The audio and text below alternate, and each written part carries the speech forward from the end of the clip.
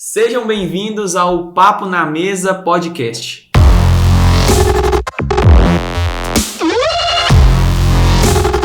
Que é trazer histórias de vida para você tirar lições muito importantes.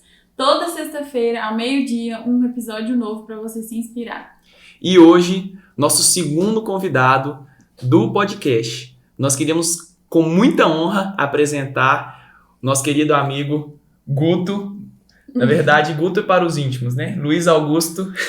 E a gente gostaria de te agradecer, primeiramente, Guto, por ter aceitado o nosso convite. Porque, assim, eu sei que desse papo nosso aqui, vão sair muitas conversas, muitas lições, na verdade, que vão poder inspirar muita gente aí. É um ambiente bem à vontade, a gente está aqui para conversar igual a gente conversou antes no WhatsApp, conversar como amigos mesmo, e assim, um papo que rola, a gente vai tirar depois algumas lições do papo, beleza? Legal. Eu que agradeço o convite, prazer estar aqui. Para quem não sabe, muita gente não conhece, né? Vai conhecer agora a nossa história. Você foi, né, meu professor há 8 anos, né? 8 anos atrás. E foi muito legal ter você como professor. Você sabe da consideração que eu tenho por você. E assim, por decorrências da vida, que eu não acredito que foi coincidência, porque a gente acredita que para Deus não tem nenhuma coincidência. Nós nos reencontramos, né, através do meu primo Caio, que está trabalhando junto com você agora. E nós iniciamos, né, o podcast e nós queremos ouvir de você, conhecer um pouco mais sobre você, sua história, mesmo que eu já conheça grande parte não, conheço pouca, uma pequena parte dela, você vai compartilhar a outra parte com a gente. E assim, fica à vontade, queríamos, antes de mais nada, conhecer quem é o Guto, quais são os seus costumes, hábitos, onde vive, no Grupo Repórter. Tô brincando. Mas conta mais sobre você, onde você nasceu, se você já tem filhos, casado, o que você faz, pra galera te conhecer. Ok, bom, meu nome na verdade é Luiz Augusto, mas é Guto para todo mundo. Acho que Luiz é só em consultório médico, de dentista, que tem que preencher ficha. Desde criança, desde que eu nasci, na verdade, foi meu irmão quem colocou esse apelido, porque não sabia pronunciar direito meu nome. Sim. Então ficou Guto e acho que é um apelido ok, né? Para Augusto, né? Sim. Eu nasci aqui em Belo Horizonte mesmo. Atualmente moro em Belo Horizonte também. Sou professor, sou casado, tenho 41 anos. Show de bola. Bom, é isso. Filhos? Não, filhos ainda não. Filhos pretendo ter. Está nos planos, mas ainda não. Show de bola. Você falou sobre professor, né? Aham. Você é professor. Quanto tempo que você exerce a profissão? Quais escolas que você já trabalhou? Qual escola você trabalha atualmente, se você quiser compartilhar? Enfim, fica à vontade. Vai lá. Bom, esqueci de falar, sou professor de matemática, né? Isso é uma disciplina importante. Isso é importante, né? Sou professor de matemática, atuo como professor já há 18 anos, 18 para 19 anos. Comecei muito jovem, ainda não tinha formado, tive a oportunidade de trabalhar como professor no Colégio Batista, que pertence atualmente à Rede Batista. E eu digo que eu me formei como professor lá também, porque a graduação, assim, ela não forma professor, ela forma um acadêmico, alguém que recebe um diploma de licenciado, foi o meu caso. Mas eu me formei como professor lá e cheguei a trabalhar em algumas outras escolas, tive alguns outros trabalhos como professor de escola, mas sempre que eu precisei optar por ficar em algum lugar só, eu sempre optei ficar no Colégio Batista. Já saí, já voltei, agora da minha terceira passagem pelo Colégio Batista. É um lugar assim que eu gosto muito de trabalhar. E essa escolha pela matemática? Porque assim, eu particularmente zero matemática, mas como que foi essa paixão assim? Eu gosto de matemática, foi desde a infância? Como que foi essa escolha? Tá, sabe o que é engraçado? Que as minhas melhores notas na escola não eram em matemática. Sério? Não era em matemática. Eu era ok Você era em um matemática, ok. sabe? Passava, tranquilo. Tava ali entre os medianos com umas notas melhores, assim, mas não era aquele destaque na matemática. Gostava muito. Mas, assim, as minhas melhores notas eram em língua portuguesa e ciências e biologia. Então, quando eu cheguei ali ao ensino médio, que eu comecei a pensar em carreira, eu tinha poucas referências, assim. Você sempre acaba escolhendo uma profissão por causa de algum tipo de referência que você tem. Eu não tinha essas referências. Na minha família havia professores, então acho que foi essa que eu acabei buscando. Mas não foi uma coisa muito refletida, não. E aí eu falei, quero ser professor. Porque gosto da matéria. Não era nem assim porque eu adoro ensinar. Não é nem isso. Porque eu não tinha tido experiência antes. Mas achava uma profissão muito bonita. Então eu fiquei em dúvida. Vou fazer biologia ou vou fazer matemática? E aí, hoje em dia não é mais assim, né? Na época em que eu me inscrevi para o vestibular, você tinha que marcar um X e escrever o nome do curso. E foi assim mesmo. Eu escrevi lá biologia, ciências biológicas, matemática. Escrevi matemática e aí passei e fiz graduação. Aí foi. Então, assim, eu continuei na área porque eu gostei de ser professor. Tive a oportunidade e vi que era isso que eu gostava de fazer. Mas a graduação em si, ela não é nada assim incentivadora para quem quer ser professor de matemática. É um curso fácil para entrar e muito difícil para sair. Nossa. Porque as matérias são muito puxadas, é muito cansativo. Mas é isso, acabei me encontrando como professor. Então eu falo que hoje a matemática é quase que um detalhe. Assim. O legal é ser professor. Top. E aqui, você falou uma coisa que foi muito interessante aí nas suas primeiras falas, que foi o seguinte: graduação não forma professor. Porque assim, é muito interessante a ideia, porque na graduação a gente aprende algumas coisas e tal, mas assim, a gente sabe que o ser professor é muito na prática, né? Por que você falou isso? O que você entende por essa frase que você disse? Eu não tinha muita consciência disso, não. Eu achava que a faculdade, assim, fazendo as disciplinas lá pedagógicas, de didática, de licenciatura, que aquilo ali ia me dar algum tipo de ferramenta para encarar os desafios de sala de aula. E acreditava que as matérias que eu fosse estudar na graduação específicas do curso de matemática que iam me dar uma bagagem para poder ser professor de matemática. Não aconteceu nenhuma coisa nem outra. As matérias que a gente estuda são matérias assim muito de nível superior, não são matérias que a gente aplica em sala de aula, até que as de cunho mais pedagógico, sim. Mas você só aprende a ser professor, acredito que como em muitas outras profissões, quando você vivencia aquela situação. Você entra na sala de aula, você não tem um diploma de professor, você tem um diploma de licenciado. Quer dizer, você cursou as matérias que a lei obriga que você tenha cursado para poder estar ali em sala de aula. Mas eu me lembro, assim, no primeiro dia que eu entrei em sala de aula e tinha lá 30 e tantas pessoas na minha frente, eram adultos, eu comecei a trabalhar com a EJA. E assim, o que eu vou fazer aqui? Fui me apresentar, eu não sabia o que fazer, não tinha tido essa experiência. A gente tem estágio na graduação, mas você fica muito observando, assim, aquela coisa, você não é o responsável por quem está ali. Então, por isso que eu acredito que a gente não sai da universidade professor. É no dia a dia, é na sala de aula mesmo. E eu não acho que você, assim, de repente, eu já sou um professor formado. Cada dia que passa, você é formado. Cada dia que passa, você precisa melhorar o seu repertório, aumentar a sua capacidade de lidar com os desafios que sempre são diferentes uns dos outros. Eu pelo menos penso assim. Eu acredito que essa sala de aula é um grande desafio, assim, porque são várias pessoas diferentes, né? Cada um aprende de uma forma, cada pessoa age de uma forma. E aí eu achei interessante você falar isso, porque às vezes a gente tem a consciência assim, eu vou sair da faculdade, eu já vou estar preparado. E muitas vezes não é assim, né? Tem muitas profissões que eu acredito que você, com o dia a dia, você vai se tornando um professor, você vai se tornando aquilo que você que você formou, que você pegou o diploma. Sim. E com certeza, assim, você sempre tem que estar assim, atento às novidades, porque são várias gerações, né? Igual você falou que você já deu aula para adulto, você fala de uma forma, se você der aula para criança é de outra forma.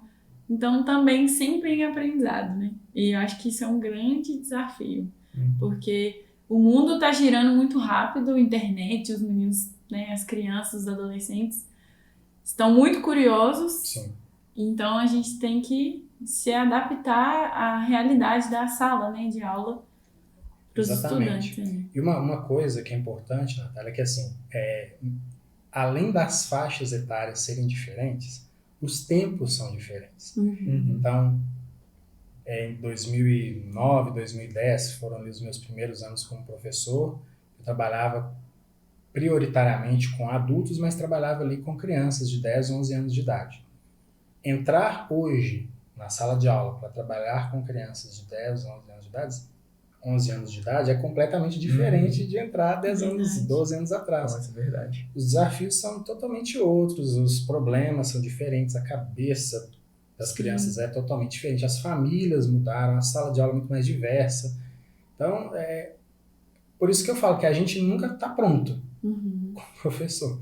Você sempre tem uma situação nova, um desafio novo, né? A diferença de faixa etária já é um grande desafio que isso vai lidar mais com questões assim, da sua versatilidade. Eu prefiro trabalhar mais com tal faixa etária, mas você não domina nunca aquilo ali. A cada ano muda. Né? O público muda. Verdade. E você falou da questão de públicos diferentes, né? Assim, nos bastidores, né? Antes a gente estava conversando um pouquinho sobre que você chegou uma época que você estava dando uma aula no EJA para uma senhora à noite e na parte da manhã ou na tarde você estava dando aula para o neto dessa senhora, dessa mesma senhora. Então, assim, como é que é lidar com essa questão de saber falar, o jeito de falar, assim, eu sei que deve ser um desafio. Conta mais pra gente um pouco como que é isso, assim, as estratégias e tudo mais. Não é uma coisa fácil, assim. Mas, ao mesmo tempo, eu acho que, assim, nós, como seres humanos, a gente é preparado para conversar com pessoa de qualquer idade. É um pouco diferente quando você precisa ensinar. Porque você precisa... a gente, como professor, é uma preocupação didática, a gente sempre tenta aproximar o objeto que a gente está trabalhando ali, o objeto do conhecimento, a faixa etária, a realidade do estudante, embora a matemática peque um pouco com isso, assim, que às vezes fica muito técnica, né? Pois a gente faz essa crítica, assim. Mas para adultos eu até gostava muito mais, achava muito mais fácil, porque os problemas deles eram reais. Então eu partia de situações assim, de ir ao supermercado, de construção, precisamos fazer uma escala para fazer um projeto, sabe? Calcular quanto que a gente vai gastar de tinta para pintar, e você usa geometria num contexto. Cara, então, assim, é diferente nesse sentido. Agora, eu acho que a forma de lidar, você vai encontrar professores que vão te dizer assim, eu não tenho paciência para trabalhar com crianças, eu prefiro trabalhar com ensino médio, ou o meu público preferido é jovens e adultos. Eu acho que isso é uma coisa natural, à medida que você vai passando, vai tendo essa experiência, né? Eu tive a oportunidade, justamente lá no colégio, de trabalhar com todas as séries do ensino fundamental, anos finais, lá do 6º ano, a 3ª série do ensino médio. E se você me perguntar qual que é assim, a minha favorita, eu não sei qual que é a minha favorita. Entendi, isso muito versátil. Eu gostava. Tem algumas que você cansa mais mentalmente, outras você cansa mais fisicamente. Mas eu acho que isso é uma coisa natural. Agora, em termos assim de qual que é o desafio de conversar com adulto? É o desafio de ser humano mesmo. Porque você precisa saber conversar com todo mundo. O professor tem que saber conversar com todas as idades. Tem que ser um professor legal, né? Na matemática, sim. Eu falo que se os meninos não gostam da matéria, ok. É até uma culpa nossa isso. Mas que pelo menos pelo professor sinta algum tipo de simpatia, né? Sim. Verdade. Porque isso favorece ali a relação, né? É um caminho mais aberto para ter aprendizagem, né? Verdade. Sim. E você acha que é um dom? Ensinar é um dom? Vem do berço, assim, e assim, Deus colocou e fala assim, esse cara que vai nascer com o dom do ensino. Você acha que é um dom ou não? Olha, eu não tenho uma opinião formada a respeito disso. Mas eu acredito muito que as habilidades na vida de uma pessoa, elas podem ser desenvolvidas. Sim, show. Eu acredito que existem pessoas que não tem como a gente negar isso. Você vê, às vezes, uma criança, assim, que, por exemplo, canta lindamente. Mas que nasceu com uma aptidão, assim, né, até divina mesmo, de fazer aquilo ali. No entanto, você vê pessoas que às vezes não nasceram com essa capacidade, que se esforçam, que se estudam, que se dedicam. Talvez o caminho para ela é um pouco mais longo, mais trabalhoso. Sim. Mas ela consegue daí depois cantar tão lindamente com técnica, né, e tudo mais. Então, assim, eu acho que tem uma questão de gosto. Todos nós temos um pouco isso. É uma sensação que eu tenho. Gosto mais disso, gosto mais de humanas, gosto mais de exatas. Eu acho que isso vem um pouquinho assim das influências que a gente tem. Não sei dizer se é um dom, mas se existe dom, existe também a possibilidade de você desenvolver a habilidade. Isso aí, eu sou uma prova disso. Porque eu não era o melhor aluno em matemática. Né? E consegui passar pela graduação. Você lembra? Não sei nem onde que é direita e esquerda. Né? Eu tenho uma dificuldade muito grande de diferenciar direita e esquerda numa situação de pressão. Eu consegui fazer uma graduação em matemática, que lida com lateralidade, posição o tempo todo. Verdade. Então, você desenvolve. Verdade. Isso é verdade. E para você, assim, qual a importância como professor, né, na vida dos estudantes ali, na sala de aula? Como que você enxerga a sua turma, né? Porque eu lembro, assim, muito pouco dos meus professores nessa fase de Fundamental 2, e eu lembro, assim, que muitos professores eram muito acolhedores, eram muito pacientes, porque antigamente a gente não tinha internet, celular, que ficava dentro de sala de aula gravando dancinha do TikTok o tempo inteiro. Mas para você, assim, como professor, o que é o seu... Sabe, o que você quer deixar para aqueles alunos? Um legado? Mesmo assim, essa importância mesmo. Eu tenho muito medo, assim, de achar, de ter a pretensão de que a gente pode naturalmente ser um exemplo para alguém.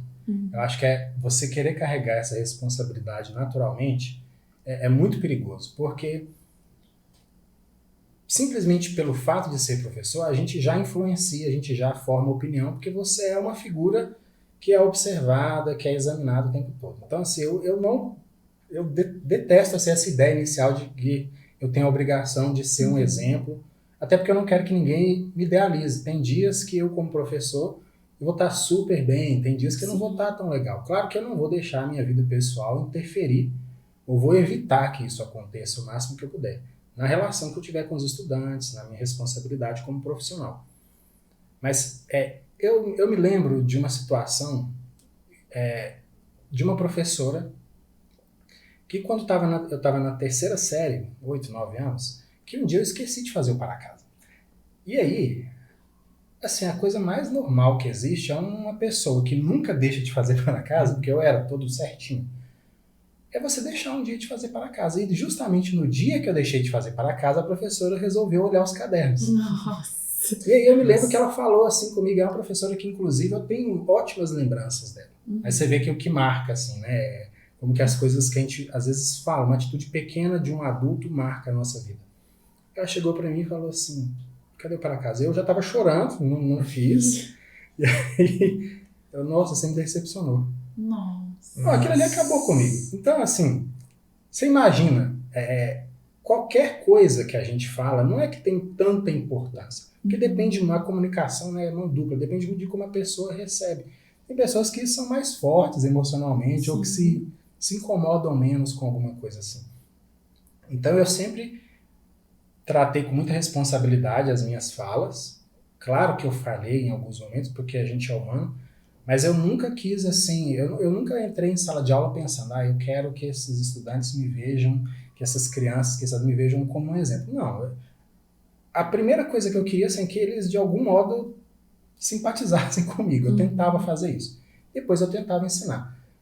Se ia ficar uma mensagem boa, uma lembrança boa de que eu era um bom professor de matemática, de que eu era um professor talvez simpático, legal, que eu tinha uma didática muito boa, essa nunca foi a minha preocupação inicial. Eu queria, assim, tentar ser o mais humano possível, mais espontâneo possível e responsável com as minhas falas. Porque seja qual for a nossa intenção, a gente marca as pessoas.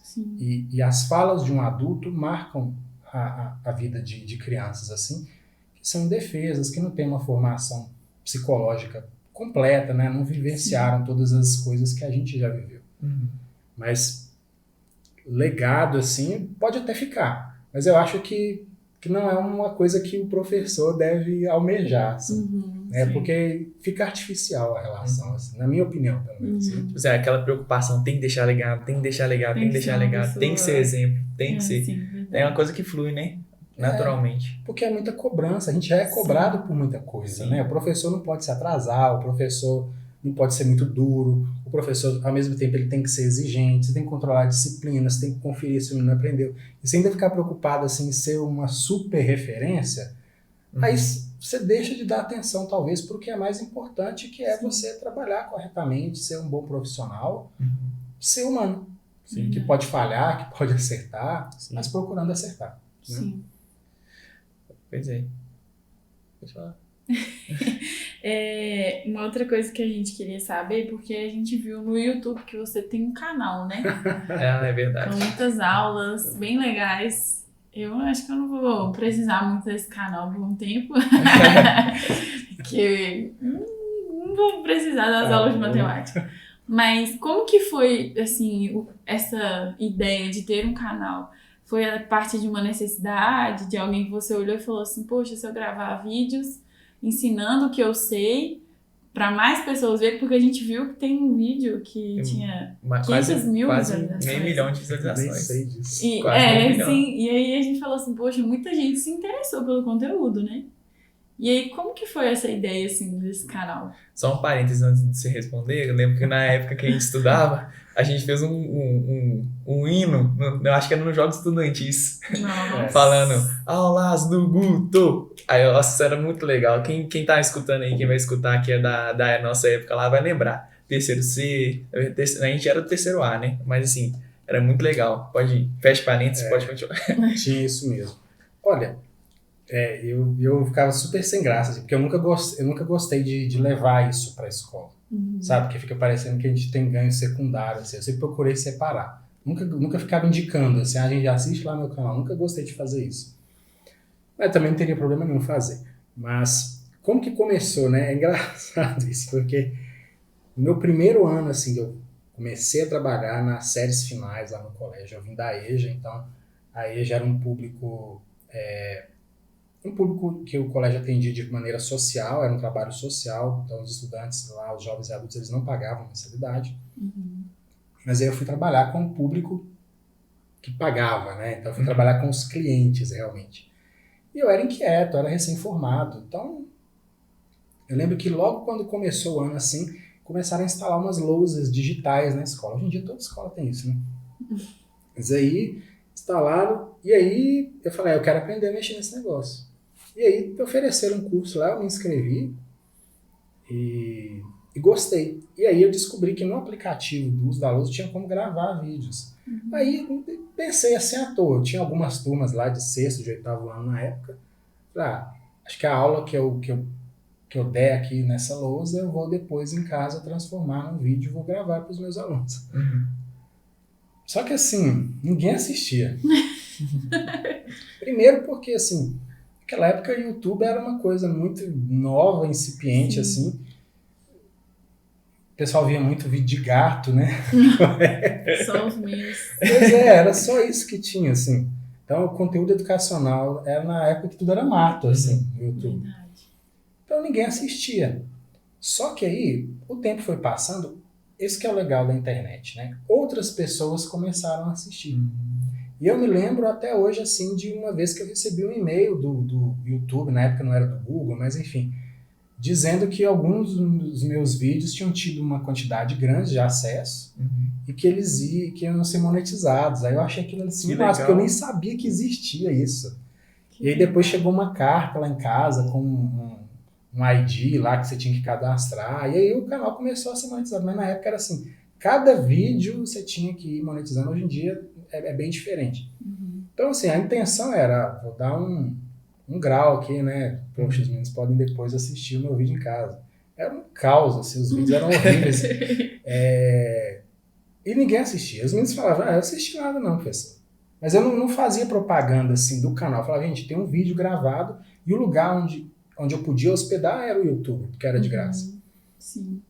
Então foi um acidente, sabe? Foi um acidente, assim, que acabou depois dando certo. Porque hoje em dia você tem milhares e milhares de canais de professores que ensinam matemática na internet e cada professor ensina de um jeito, isso é legal. Então, assim, né, cada pessoa aprende de uma forma. Então, você tem milhões de formas de aprender e cada professor tem seu jeito de ensinar. Então, eu acho legal o YouTube por isso, assim como qualquer outra ferramenta de educação na internet. Porque democratiza, né? Mas não foi intencional, nem sabia que existia. Na época, é como dizem, o YouTube era mato. Sabe? Tudo nossa, que legal. Não sabia também que tinha surgido assim. Legal. A gente estava conversando também, né? Outro papo dos bastidores, e você tinha comentado com a gente que em 2014, que foi justamente a época, né? Que a gente esteve juntos, né? Lá no colégio. Que eu acho que, não sei se foi no ano seguinte, você disse que achava que tinha atingido o ápice da sua profissão. E que aí você pensou que até mesmo em parar de dar aula. Eu queria que você explicasse um pouco mais sobre essa história para a galera que está ouvindo e explicar também o porquê que você voltou a dar a aula normal, assim, por que você não parou? Por que você continuou? Essa é a dúvida que eu fiquei e queria que você compartilhasse aí com a gente. Legal, então acho que tem novidades aqui, né? Quando eu falo assim, o auge, o ápice, eu acho que é porque é uma combinação de fatores, assim. Eu acho que era aquele momento em que eu me sentia mais confortável com todas as faixas etárias, porque eu tinha passado por todas as séries. Tinha sido desafiado por todas elas, porque cada série é um desafio diferente. Eu tinha, assim, um vigor de juventude ainda, assim, sabe? Tinha um gás, eu adorava aquilo ali que eu fazia. Eu acho que eu tinha acertado o tom das minhas aulas, pelo menos, assim, alcançava a maior parte dos estudantes com a minha forma de ensinar. Acho que conseguia criar uma conexão com a maior parte dos estudantes. Então, acho que foi um ápice nesse sentido. Não foi nem um ápice achando que você era o melhor, mas o ápice no sentido de que porque tem muita gente melhor do que eu, sempre vai ter, né? O ápice, a engrenagem começou a rodar de um jeito que... assim, pegou o jeito. Eu tive essa sensação. Eu acho que eu peguei o jeito. Tanto é que o professor que era professor junto comigo, seu lá naquela época, o Bruno, ele tinha sido meu professor. Sério? O Bruno foi meu professor também. É mesmo? Ele foi meu professor em curso pré-vestibular. Então, assim, você vai comparar Bruno com Guto em termos assim, de prática, de experiência, não tem condições. São pessoas completamente diferentes e não dá para você contestar o domínio que ele tinha em comparação com o meu. E a gente dava super certo, acho que justamente porque éramos completamente diferentes um do outro. Mas o ápice foi nesse sentido. Ao mesmo tempo em que isso aconteceu, Vinícius, acredito que... Hoje eu falo isso assim de forma mais tranquila, mas de certo modo eu acabava me destacando como professor também, porque eu conseguia ter essa versatilidade, eu conversava com idades diferentes, eu sempre fazia tudo muito certinho, era responsável, não dava problema com o aluno, não dava problema com a escola. Então, foram surgindo oportunidades dentro da própria escola para assumir cargos de responsabilidade, de gestão, de coordenação. E todo professor acaba passando por isso também. Você faz naturalmente, quem trabalha em escola, você faz naturalmente uma transição de carreira. Alguns professores fazem isso.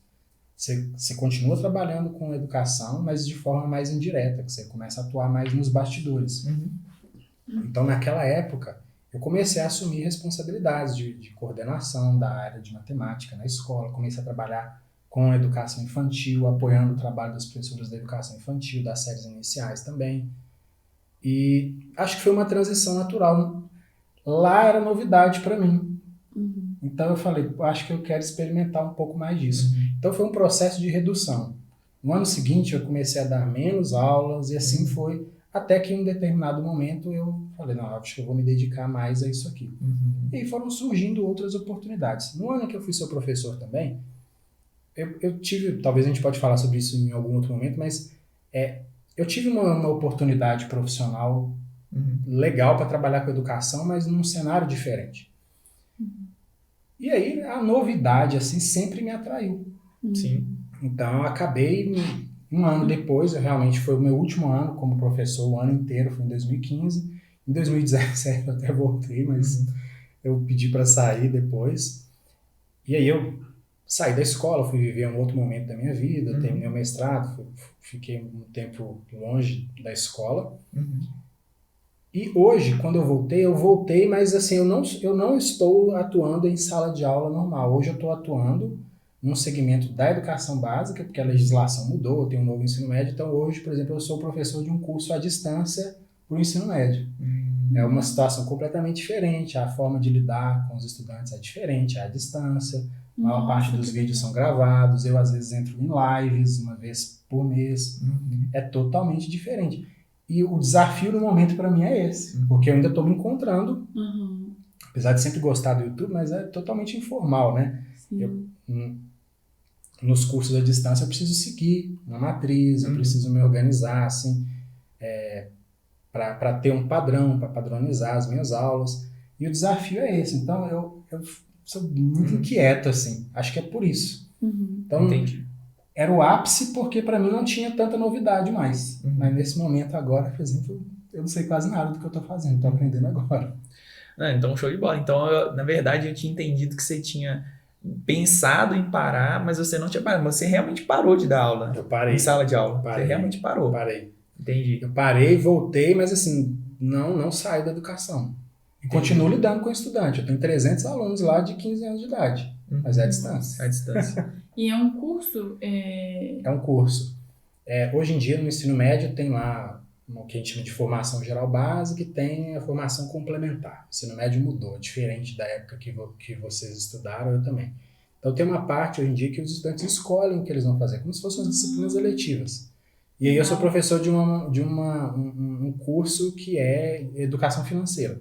Eu trabalho esses princípios de educação financeira com os meninos. Completamente diferente também para mim, tudo novo. E o legal tá sendo por isso. Então você é aquela pessoa que gosta de experimentar uma coisa diferente, né? Exatamente. Gosta do novo. Tipo, do que você já faz. Já aprendi esse e vou partir para outra coisa. E não é uma coisa assim que eu tenho consciência, não. Quando eu vejo, já estou mudando do que eu estou fazendo. Já estou fazendo isso aqui de diferente. Sempre foi assim. Isso é hoje eu consegui enxergar isso, né? Mas nunca foi uma coisa de caso pensado. Vou ficar 2 anos nisso aqui para depois mudar. Sim. Entendi. Vai pintando a situação assim, você vai opta por ela. Exatamente. Show de bola. Muito legal.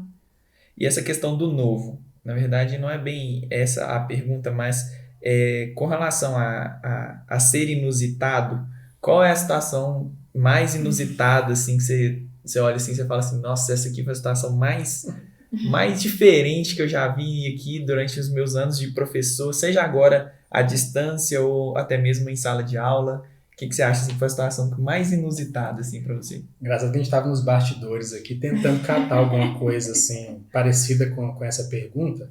E eu digo assim que eu não coleciono muita coisa assim. Por exemplo, nem cartinhas que eu recebi dos meus estudantes, é até triste falar isso, mas você joga fora. Eu não guardava. Gente, não dá carta pro Guto, ele vai jogar fora. Eu nunca me apeguei a essas coisas assim, eu guardava mais momentos assim, sabe? Muito papel, né? Coisas te na minha mente. Jantar, sempre fui mais contemplativo. Isso, experiência, sabe? Mais do que objetos e coisas. Sim. Tem muitas situações. Eu digo, repito o que eu digo assim, que eu disse pouco tempo atrás, uma das coisas mais inusitadas é, por exemplo, estar aqui conversando com você, que foi meu aluno há 8, 9 anos atrás, e a gente está conversando porque lá atrás foi criada uma conexão entre estudante, entre aluno e professor, e é por isso que a gente está conversando aqui hoje, né?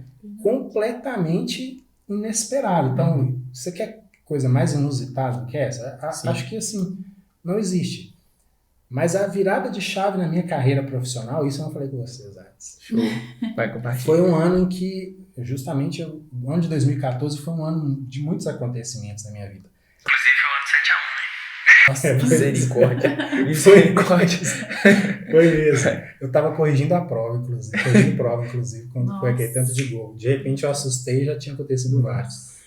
Mas teve um aluno, acho que não era da sua sala, eu vou falar o nome dele aqui porque não tem nenhum problema, inclusive já agradeci ele pessoalmente, mas a gente não tem contato hoje em dia mais não. Ele chama Igor, um altão. Sim, lembro demais. Ele era da minha sala. Era da da minha sala.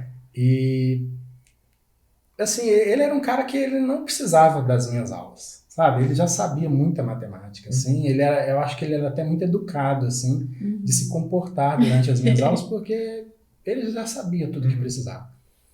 Mas teve um processo seletivo para participar, assim, de uma grande campanha, de uma grande empresa, assim, e precisava de professores. Era um processo seletivo nacional para me tornar assim, embaixador de uma marca, de uma escola, que hoje em dia é o maior site para aprender educação, matemática e outras ciências do mundo, é gratuito.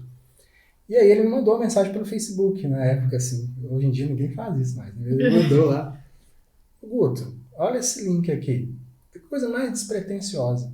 E na hora que eu abri, eu vi aquele tanto de fase, aquele tanto de negócio, eu falei, não vou mexer com isso aqui. Mas aí eu acabei me inscrevendo. E assim, eu me inscrevi, fui selecionado, participei de todas as formações, me tornei um embaixador na época dessa marca, viajei para vários lugares formando professores, formando equipes, formando escolas, e isso veio assim de uma mensagem do Facebook de um estudante que eu sei que ele não precisava das minhas aulas, mas com certeza tinha uma certa simpatia, via ali alguma coisa, esse cara ele gosta do que ele faz, assim, e ele me indicou para isso Que legal. e foi assim uma grande virada. Depois disso eu comecei a enxergar que havia outras possibilidades também na educação, além de dar aula. E hoje em dia eu mexo com um monte de coisa justamente por isso. Então, essa foi uma lembrança que me veio agora. Que legal. Que legal. Sabe, assim, coleciono experiências, né, momentos. E esse foi realmente muito significativo, assim. Eu acho legal você falar essa amplitude na educação, porque eu sou muito leiga, né? Então eu acho que a gente tem só o professor ali, o diretor e tal, mas tem muitas áreas, né?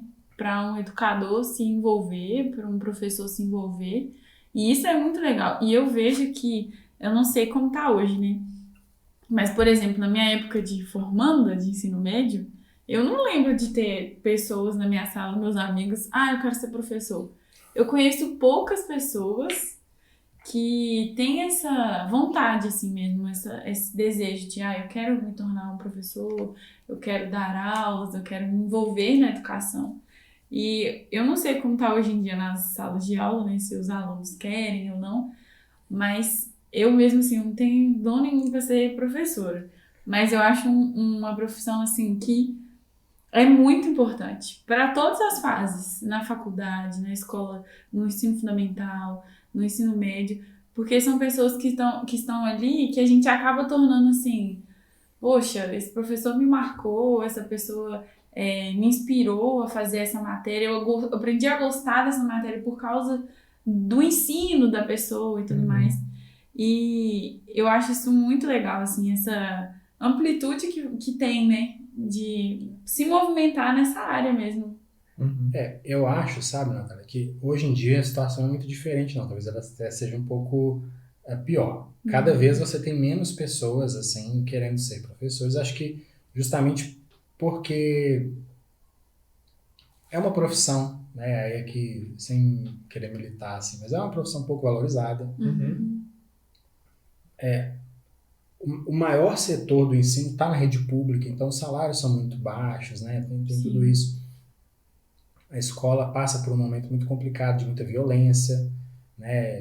Também, então, o professor, você não tem muito incentivo, assim, para você ser professor, né? Não é uma profissão de elite, mas todo mundo, seja qual for a profissão que você vê, todo mundo teve professor, então... Exatamente. É uma profissão que ninguém pode contestar a importância e a relevância, porque todo mundo teve um professor. E às vezes o motivo que fez você gostar de determinada matéria, de determinado professor, isso também é muito interessante, foi o mesmo motivo, o mesmo professor, a mesma matéria, o mesmo assunto, foi talvez a razão de alguém odiar determinado assunto e de repente de odiar determinado professor por estar ensinando daquela forma. Né? Então, é uma profissão também que permite outras pessoas se inspirarem e às vezes o professor ele é amado e ele é odiado pelos mesmos assuntos, mas ninguém pode contestar a relevância dessa profissão, porque todo mundo teve um professor. Sobre as possibilidades que existem assim, na área da educação, hoje em dia eu acho que a tecnologia favorece isso um pouco mais. Né? O mercado ele é um pouco mais aberto assim, para você atuar, seja na internet, tem muitos professores de sucesso no YouTube. Né? E tem, por exemplo, produção de material didático, tem muito professor que é autor, que às vezes prefere trabalhar mais nos bastidores, produzindo material didático, mas ele é professor do mesmo jeito, porque ele tem que pensar na linguagem, como que o estudante vai aprender, como que ele vai se apropriar daquilo ali. Então, existem muitas possibilidades. Tem professor de professor, né? Professor que continua dando formação continuada para professor. Sim. Então, eu gosto de estar atento e experimentar um pouquinho de todas essas coisas, mas eu preciso dizer que isso é uma coisa, isso é uma exceção. Normalmente, as opções que existem para o profissional que sai da universidade, assim como professor, são ir para a sala de aula. Pelo menos esse aí é o começo, acho, para todo mundo. Né? E isso não tem muito incentivo para isso, assim, não é muito estimulante. Não é isso, né? Verdade. A gente vê outras profissões sendo mais... faz isso que é mais legal e tudo mais.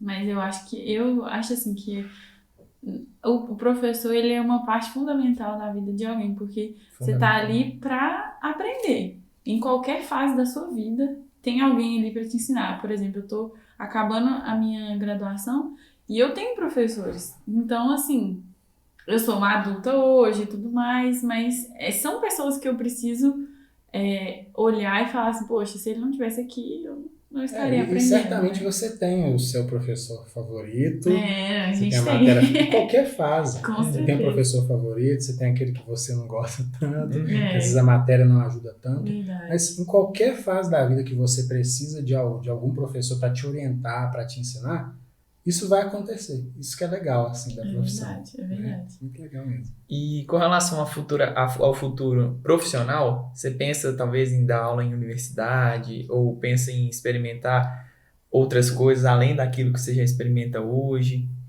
O que você pensa em fazer no futuro, falando profissionalmente, né? Falando um pouco de incentivo, assim, não existe incentivo para... A minha carreira ela é toda construída não na rede pública, né? Então, assim, na rede privada, a gente não tem assim, muito incentivo para poder fazer um doutorado, alguma coisa desse tipo. Até no setor público também, às vezes a diferença não é tão grande. Eu nunca tive assim, vontade ou desejo, e eu acho que é natural que isso aconteça, de querer trabalhar com a universidade, no ensino superior. Não, eu gosto de educação básica mesmo, sabe? Eu gosto disso. Os públicos variam. Então, por exemplo, hoje em dia eu tenho a oportunidade de trabalhar com adolescentes, de trabalhar com crianças, como professor. Eu tenho a oportunidade de trabalhar num setor mais administrativo, em que eu apoio, coordeno o trabalho de professores de matemática. Eu dou cursos para professores de matemática, para professores de outras áreas também, mas sempre na área da educação, né? Que é o que eu sei, é o que eu gosto de fazer.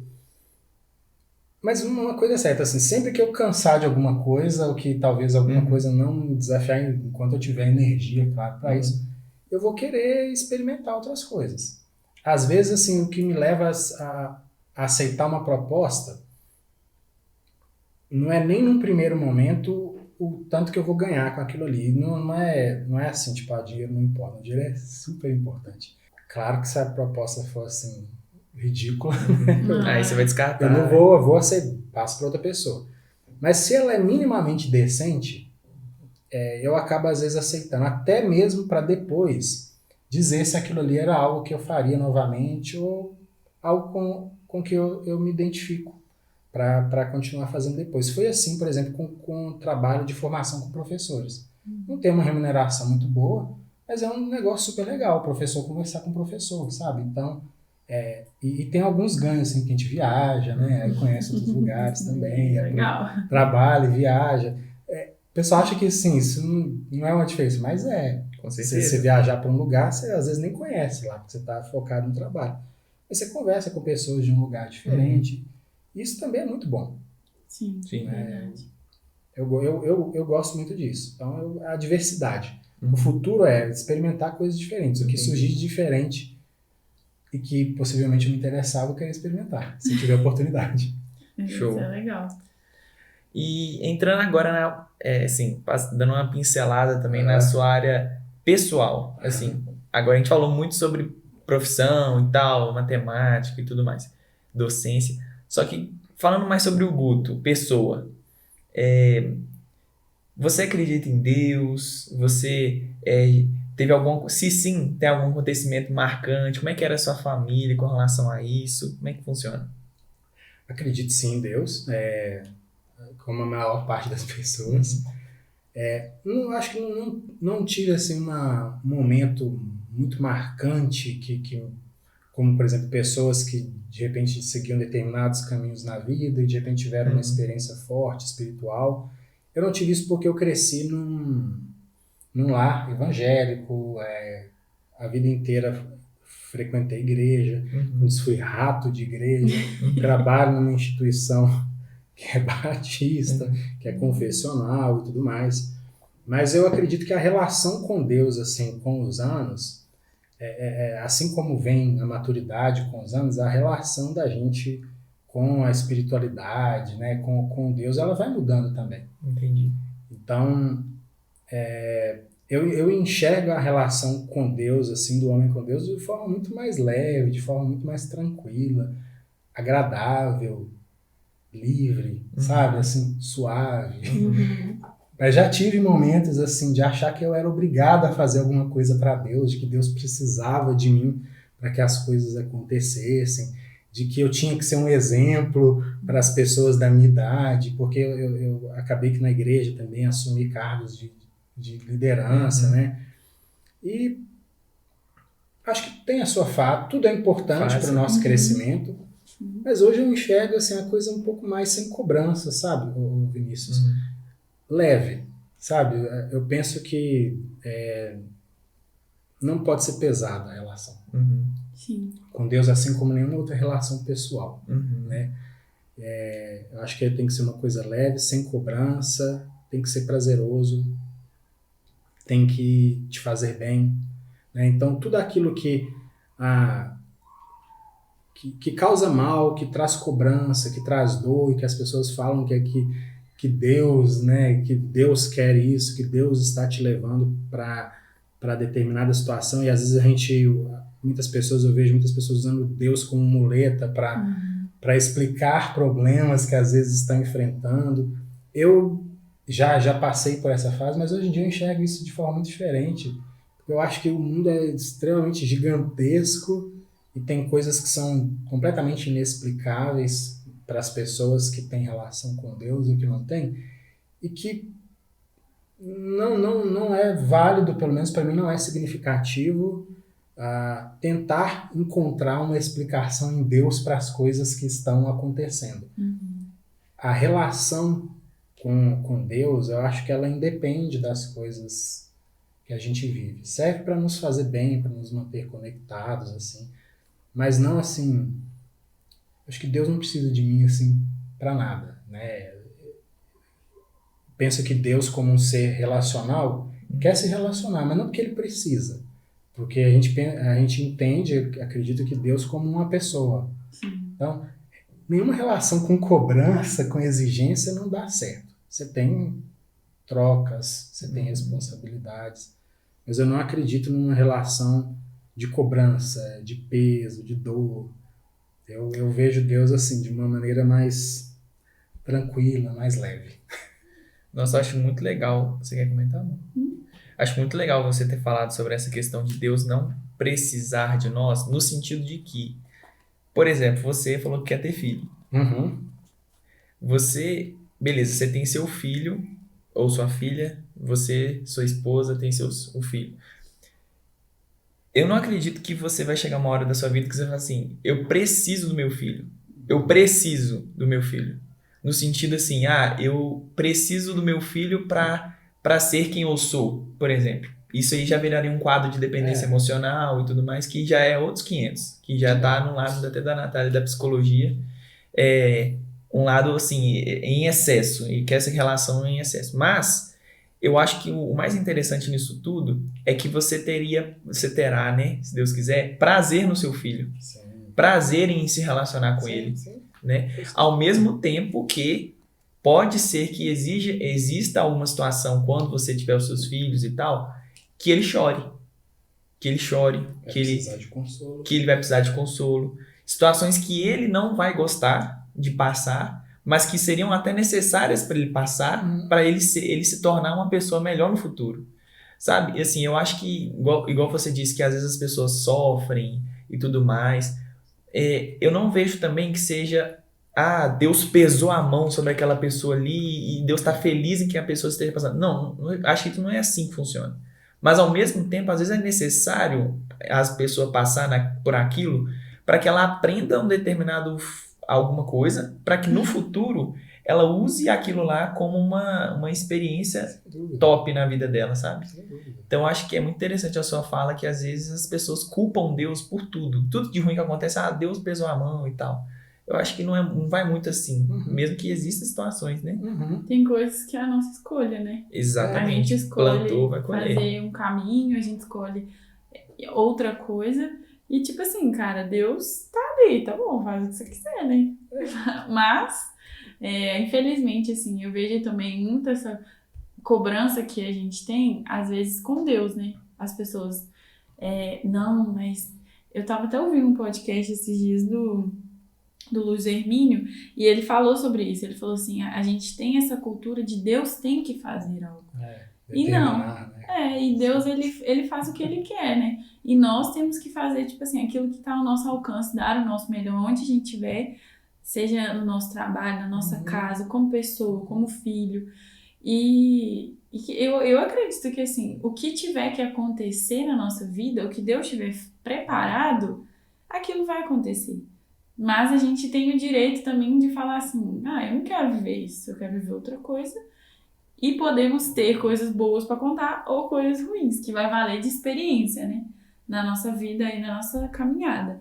Mas eu acho muito legal essa palavra que você usou também de maturidade. Como na vida a gente tem, né? Em outras coisas, com Deus também a gente vai adquirindo uma maturidade de, peraí, eu sei quem o Senhor é e eu tô bem também. Essa relação de ser um amigo mesmo, de ter alguém para conversar, alguém para...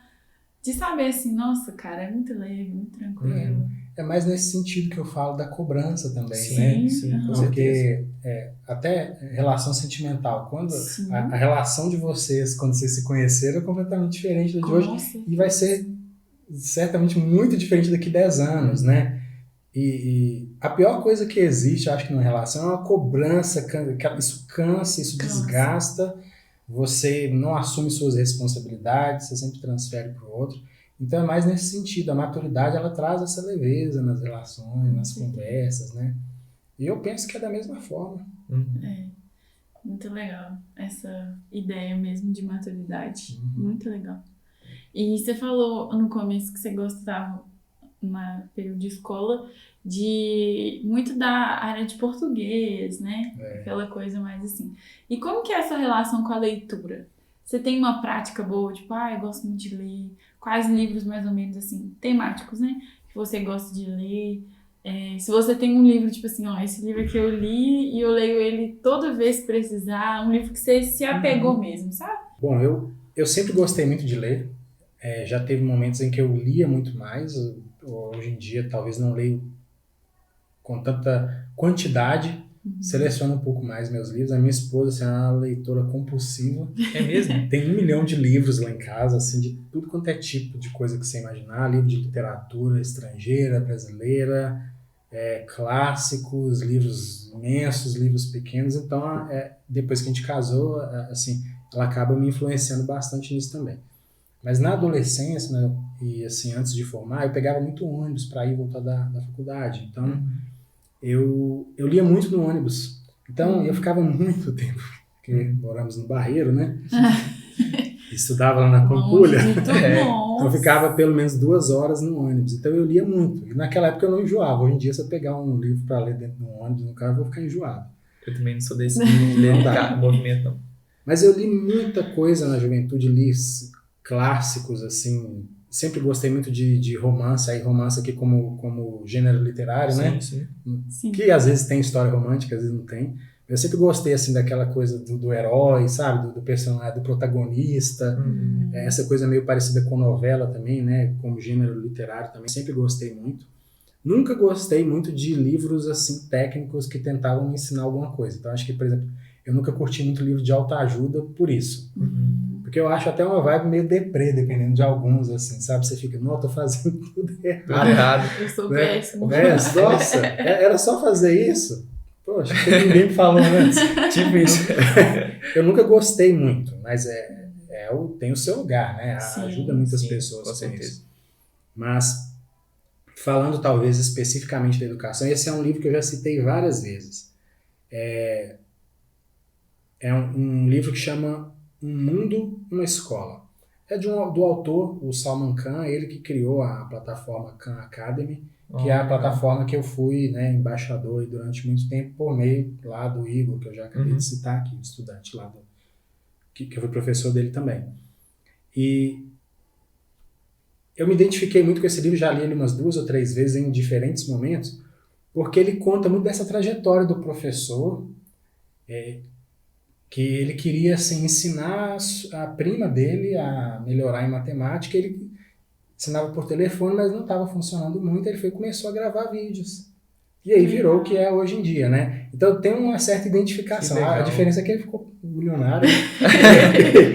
Mas eu me identifico com essa história assim, muito, porque também a forma como eu conheci outras possibilidades na educação foi justamente de maneira muito despretensiosa, sem querer. É isso que eu acho legal, sabe? Se você, eu quero tal coisa. Não sei, isso nunca funcionou muito bem para mim assim, não. De repente eu me descobria fazendo algo que era interessante, que eu estava gostando de fazer. O livro então chama Um Mundo, Uma Escola. Uma Escola. Legal. Do Salman Khan. Ele é o fundador da plataforma Khan Academy. Khan é K-H-A-N. Muito bom. Eu recomendo, assim, para quem gosta de uma história inspiradora, assim, real. Né? Foi um dos poucos livros, assim, que não são livros literários que eu gostei de ler. Eu gosto de livros assim também, que tem histórias reais, que você fica assim, nossa, que legal, o que essa pessoa fez, eu acho muito legal. Experiências da vida da pessoa, tipo um podcast, né? Que a gente vai lendo, exatamente. E você vai até pensando assim, nossa, que coisa, tipo, uma oportunidade, uma ideia que a pessoa teve e virou uma mega coisa, né? Muito legal, muito legal. É verdade. Pensando nessa questão, na verdade, pra gente, eu acho que caminhar até mesmo pro fim, tem uma questão que eu fiquei pensando, que a gente estava pensando hoje, enquanto a gente estava stalkeando você nas redes sociais. Aí que a gente tem que stalkear. A gente tem que stalkear o convidado, né? Pra gente poder conhecer mais sobre ele. Mas assim, eu vi que a sua última postagem na página pessoal, no Instagram, foi há 2 a 3 anos atrás. 2020, não? 2016? Foi 2016, no Instagram. 2016. Tem um perfil, e tem 2 perfis, assim, mas eu nem sei direito. Isso, aí eu acho que foi 2016 a pessoal. Tem que olhar. A do Instagram profissional foi em 2020, tem menos tempo. Só que eu fiquei pensando, você tem alguma outra rede social que você usa mais? Ou você não gosta mesmo de postar coisas nas suas redes sociais, assim, com relação a isso? Mesmo que você seja alguém muito contemplativo, que gosta dos momentos dessa experiência. Mas às vezes, que não é errado, você simplesmente não registra elas nas suas redes sociais. Mas eu queria perguntar... Cara, que detetive. Esse motivo, se tem algum motivo especial? Não, eu acho assim, que eu não tenho muito, assim... jeito, talvez eu até precisaria de uma consultoria, assim, porque eu acho que é importante a gente estar nas redes e tudo mais, né, falando das coisas que a gente faz, de coisas diferentes até que a gente faz, né. Assim, eu nunca gostei muito de ficar... No meu perfil pessoal vai ter muita foto com aluno, que era o que eu fazia, assim, eu gostava muito de tirar foto com estudante e tal. Depois também eu acabei parando. Assim, Acho que a questão é não ter mesmo muito gosto por isso, embora acho que é importante. Até o canal também está um pouco parado por falta de tempo mesmo, mas existem projetos, assim, coisas que eu quero tocar novamente. Mas tem uma coisa assim, que vocês não procuraram.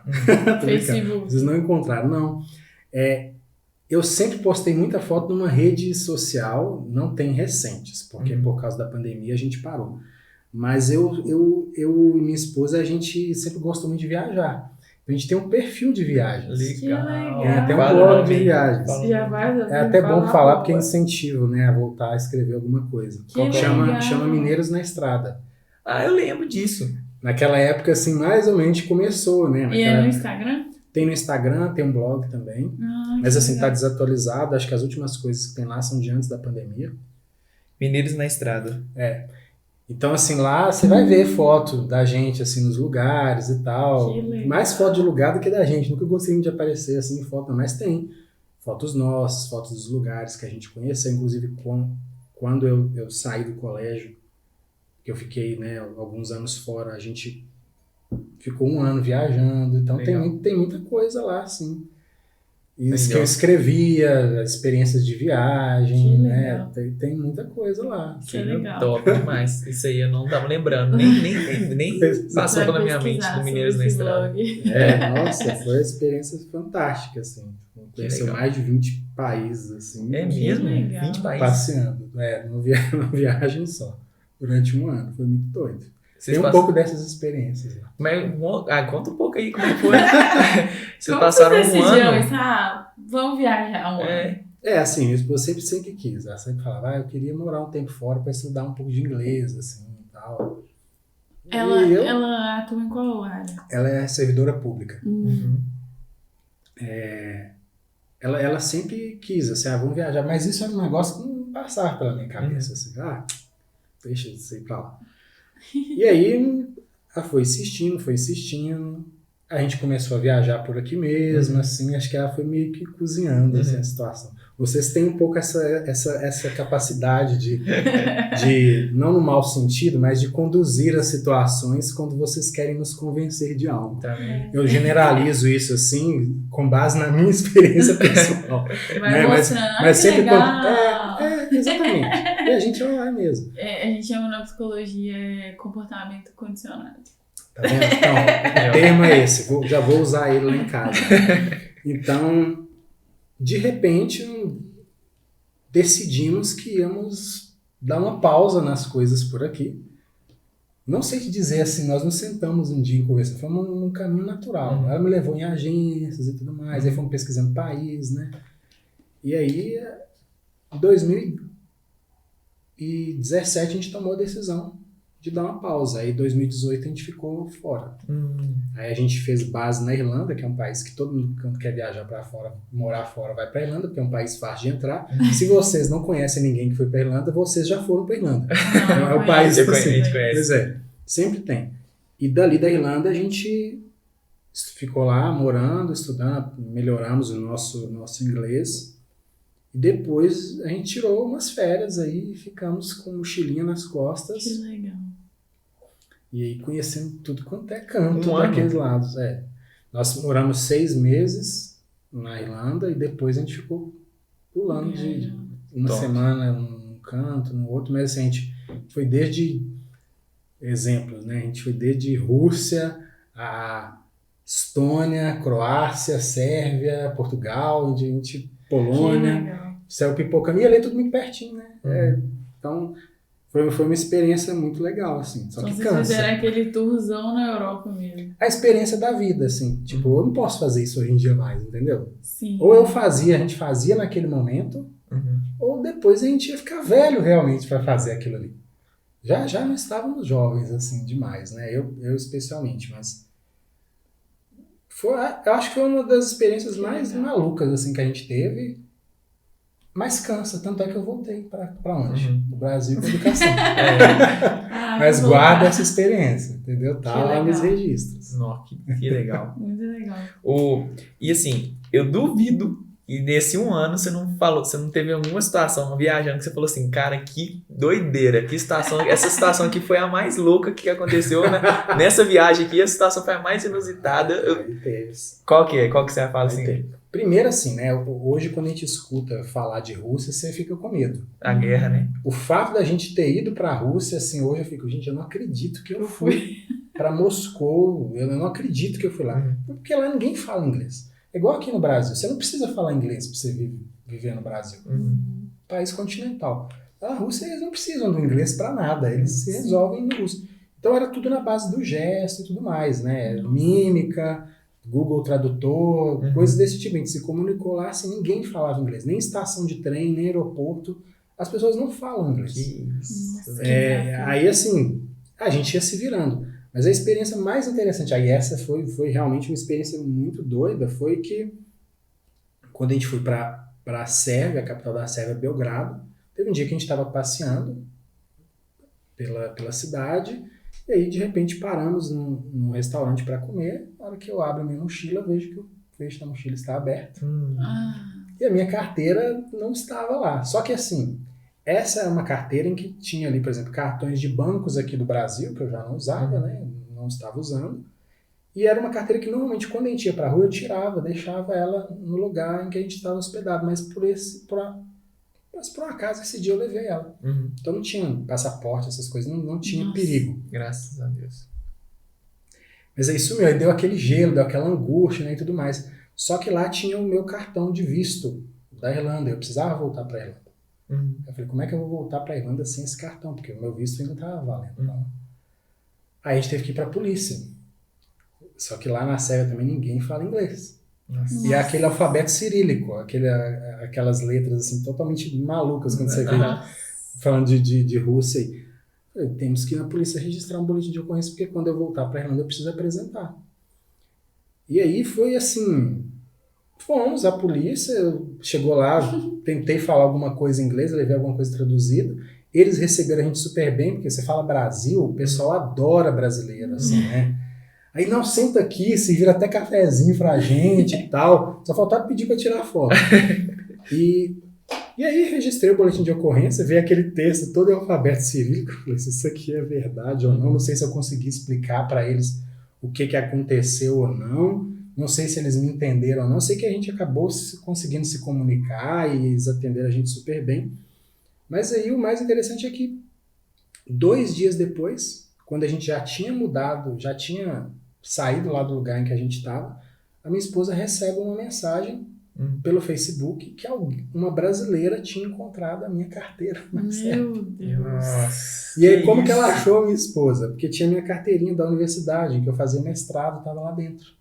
Aí ela procurou pelo nome, achou a minha dissertação de mestrado. Que isso? E nos agradecimentos da dissertação eu tinha feito um agradecimento à minha esposa. Minha esposa tem um nome que não é um nome muito comum. Assim, é Gesane o nome dela. Então ela procurou Gesane com o mesmo sobrenome que o meu, achou, tentou a sorte e achou minha esposa. Eu sei que dias depois a carteira chegou pra gente lá, com tudo. Levaram as moedinhas de dinheiro que havia lá dentro, mas real lá na Sérvia não servia pra nada, né? Mas estava tudo lá, todos os documentos, tudo certinho. Gente, essa foi uma coisa assim... esforçada. Esforçada. Mas vocês conheceram ela depois, não? Não, a gente não conhecia. A gente descobriu que é uma brasileira que mudou para a Sérvia, que é guia. Guia turístico lá, assim, acho que recebe brasileiros e tudo mais. Que legal. E aí achou a minha carteira numa caçamba de lixo. Provavelmente a pessoa que pegou, viu que lá, acho que tinha nada, dinheiro. né? Deixa eu jogar aqui. E assim, achou a carteira do lado da Embaixada do Brasil. Então foi por meio da Embaixada do Brasil, lá em Belgrado, que eu recebi a minha carteira depois em outro lugar, porque eu já estava na Bósnia quando a minha carteira chegou. Essa foi uma história assim... Que legal. Muito legal. Muito inusitada mesmo. Muito. Cheio assim, das aparentes coincidências, né? Aparentes. Realmente foi assim, incrível. Nossa. Incrível. Porque se fosse outra pessoa achando, ia falar. Se fosse um nativo da Sérvia lá. Que banco, talvez reconheceu pelos bancos, né? Falou, opa, brasileiro. Brasileiro, né? Viu lá um documento, nome brasileiro, em português, tá. né? Falou, então... Então, isso aqui envolveu o anfitrião nosso na casa que a gente ficou hospedado. Ele foi na embaixada buscar a carteira, colocou dentro de um ônibus, um motorista me entregou na rodoviária do outro país que eu tava. Foi doido demais. Mas se você se não tivesse achado, você ia ter que fazer o quê? Bom, eu não tinha tantos problemas assim, porque quando eu saí do Brasil, eu bloqueei todos os meus cartões, assim. Eu poderia ter algum problema na hora de voltar para a Irlanda. Principalmente porque me entregaram um documento em alfabeto cirílico, que provavelmente nem o pessoal lá da Irlanda saberia ler. Mas era um documento lá com carimbo, um brasão, todos aqueles símbolos lá do país, e eu explicaria o que aconteceu, né? Poderia esse ser um problema, eles não deixarem eu entrar no país quando a gente voltasse, mas... Acabou que não precisou, né? Porque veio o cartãozinho pra lá na casa. Que isso. Meu Deus. Que experiência. Que sufoco. E assim, a gente sabe que muitas vezes na nossa vida, nós passamos por algumas situações que nós não gostaríamos de ter passado por aquilo, mas que lá na frente a gente descobre que foi importante pra gente ter passado e tudo mais. Agora falando de modo geral, tanto profissionalmente, pessoalmente e por assim vai. Mas, eu queria que você falasse que se o Luiz Augusto, pudesse voltar, a quanto tempo fosse necessário voltar, para que você mudasse alguma coisa na sua vida que tivesse te levado, ao seu ver, para um caminho que você não gostaria de ter ido, se você pudesse mudar alguma coisa na sua história, existe essa coisa? Você mudaria? Ou continuar do jeito que estava, você não se arrepende de nada, você não voltaria atrás, enfim. Se tiver essa história, algo que você mudaria, eu queria que você compartilhasse com a gente, como se fosse realmente uma lição para a posteridade, para alguém que está ouvindo aí a gente. É difícil, né? É complicado. Acho que assim, é mentira você falar que você não queria mudar nada na sua vida. Eu também acho. Se arrepende, né? Acho que quem fala isso, assim... ultrapassa os limites de ser uma pessoa muito bem resolvida, né? Mas enfim, cada um. Também não pretendo, assim, que, como já disse em outro momento aqui, pensar em ser exemplo para ninguém, né? Eu acho que cada pessoa tem a sua relevância, tem a sua história, mas alguma coisa inspira. Esse tipo de pergunta para uma pessoa que tem traços de perfeccionismo é uma pergunta, assim, que machuca. Queria mudar tudo. Porque... esse é um defeito, assim, eu falo naturalmente hoje em dia. Eu já tive assim, uma personalidade dominada pelo perfeccionismo. Sim. Hoje em dia eu digo que eu tenho grandes traços de perfeccionismo, assim. É como se fosse um transtorno, assim, que a gente precisa tratar todos os dias. Exatamente porque entendo que estou em tratamento diário disso, né? É porque eu aceitei conversar. Porque uma pessoa perfeccionista, assim, no grau assim, de perfeccionismo que eu pelo menos tinha, você não consegue se expor, assim, pensando na possibilidade, às vezes, até de falar alguma coisa errada, de dar algum vacilo. Mas eu estou falando isso antes porque se eu pudesse voltar atrás, eu mudaria várias coisas. Mas a principal coisa que eu mudaria é justamente, assim, ser mais gentil comigo mesmo, sabe? Me cobrar menos, me permitir, assim, errar mais, experimentar mais, assim, porque às vezes me privei de situações, de experiências, de estar com pessoas, de ir para lugares por medo de falhar, por excesso de timidez, por excesso de cobrança, uma autocobrança absurda. Acho que isso acaba respingando nos outros, porque você acaba sendo muito exigente com os outros também, quando você é com você mesmo. Então, eu mudaria basicamente isso. Assim. Houve acontecimentos na minha vida, assim, né? Pessoas que, enfim, que familiares e tudo mais que eu perdi até num momento recente. Se eu pudesse, eu voltaria, eu gostaria de tê-los aqui, né? Não gostaria que eles tivessem ido. Mas pessoalmente, para mim, assim, eu voltaria assim, e diria para mim lá atrás, olha, se eu agora, né, com a idade que eu tenho, pudesse voltar uns 15, 20 anos atrás, eu diria assim, ó, vai, não tem problema você errar, pode se expor, você vai errar, as pessoas tô nem aí pra você. Você que tá achando que tem alguém prestando atenção em você, ninguém tá nem aí pra você. A maior parte das pessoas, a maior parte do tempo, a única pessoa que pensa em você é você mesmo, né? Então eu teria sido mais gentil, sabe? Era isso que eu mudaria, mais compreensivo, aceitado mais. Eu acho que... Mas eu não sei se eu não tivesse sido assim, se hoje eu poderia dizer isso que eu estou dizendo agora. Sim. Sabe? Então... Experiência. Experiência.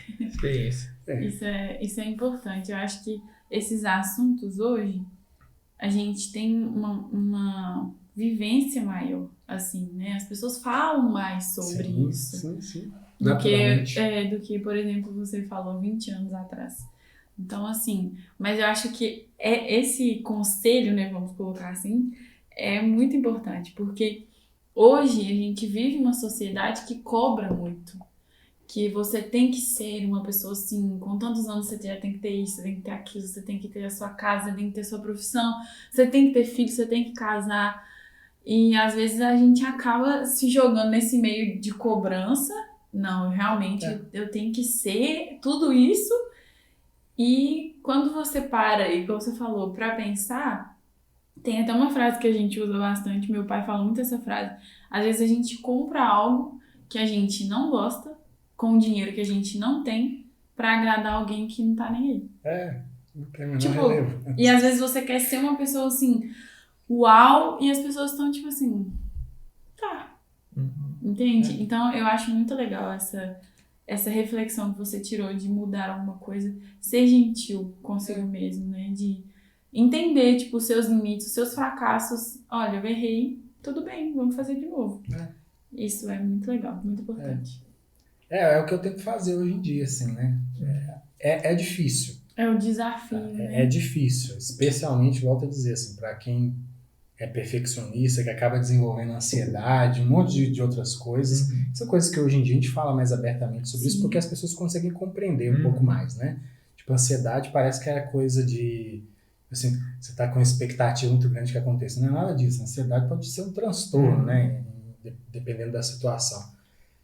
Mas eu penso que isso é uma coisa, assim, do dia a dia. Não é uma coisa assim que um dia você acordar, a partir de hoje eu não me cobro mais. Não acho que... Na experiência humana, as coisas funcionam dessa forma. É todo dia... Escolher ali, né? Escolher um pouquinho. Legal. Sim, muito legal. Show de bola. Guto. Muito Acho que bom. é isso, né, amor? Sim. Muito obrigado Que por ter isso. aceitado o nosso convite. Foi uma honra estar te recebendo aqui na nossa casa, na nossa mesa. E eu tenho certeza que essa história vai inspirar muitas pessoas. Pode ter certeza disso. Tenho certeza que os alunos que te ouvirem vão te ver de outra forma, talvez. E eu creio que de forma melhor. Com certeza, de forma melhor. Espero que sim. Esperamos que sim, né? Rótulo, né? Esperamos que sim. Mas, assim, muito obrigado de verdade por ter aceitado aí nosso convite. Foi muito importante pra gente. Sim. Né, amor? Sim, verdade. Gente, eu que agradeço. Assim, ô Vinícius, eu falo mais de você porque eu te conheço há mais tempo, né? Mas eu estou vendo que você está muito bem acompanhado. Isso me deixa muito feliz, assim, porque a gente queria uma relação de amizade mesmo.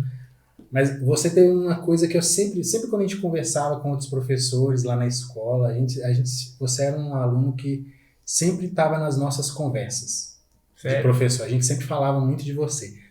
A gente sempre falava assim, que o Vinícius, ele sempre está sorrindo. Às vezes a gente até via que você estava cansado, que você estava, sabe, arrebentado ali de ficar 12 horários na escola ouvindo um monte de gente falar na sua cabeça. A sua turma era uma turma agitada também, né? Era uma turma que causava barulho. Mas você sempre estava sorrindo. E às vezes, Vinícius, isso não foi só comigo. Às vezes a gente também estava morto. Mas a gente entrava na sala, o seu sinal, assim, com a gente, de sentar na mesa, de sorrir, assim, ei, tudo bem, professor? Tudo bem, Guto?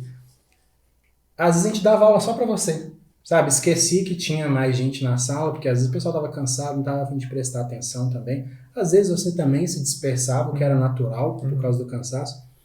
Mas você era aquele ponto que a gente sabia que era o nosso ponto de contato, assim. Se a gente não tivesse mais com quem se ligar na aula, a gente sabia que com você a gente podia contar. Não, que Sabe, eu legal. nunca te falei isso antes, mas assim, Legal. você sempre fez parte das nossas conversas nesse sentido, assim. E aqui você tá fora de sala, né? A gente tá numa situação aqui totalmente informal. Eu tô vendo mesmo o Vinícius. Que bom, graças De a muitos Deus. anos É. atrás. Que legal, Guto. Então Fico muito a feliz. gratidão é feliz. toda minha. Fico Então, feliz. muito prazer. E sinta-se à vontade para voltar quantas vezes você quiser. Traz sua esposa, seus É, o futuros próximo. filhos, Sim. né? E eu tenho certeza aí que nossa amizade aí vai durar bastante tempo. Se Deus quiser. Se Com Deus certeza. permitir. Obrigado, viu? Obrigado, eu. Obrigado Obrigada, também, viu, Natália. Obrigado. Valeu Muito demais. bom esse papo. Valeu Muitas demais. coisas aprendidas.